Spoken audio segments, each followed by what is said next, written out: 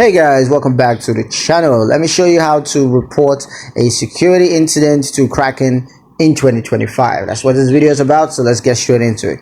The first step is going to be to go to the Kraken support page. So go to Kraken support page and then just click on the security tab. Of course, that's on Kraken's website. On the website, you're going to see the support page. Click on that and then click on the security tab. Next, you're going to click on the report a security incident button. So you want to click on the report a security incident button to report a security incident. And then you're going to be required to enter the details of the incident, including the date and time that it occurred. Likewise, you can provide any relevant documentation such as screenshots or emails that you have. Go ahead and provide those. And once you have all of them submitted, you're going to click on the submit button to submit your report.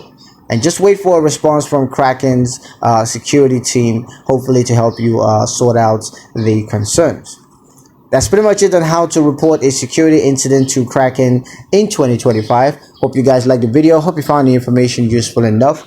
If you did, like the video, comment down below, let me know what you thought. Share the video with your friends and subscribe to the channel if you haven't done so already. And I'll catch you guys in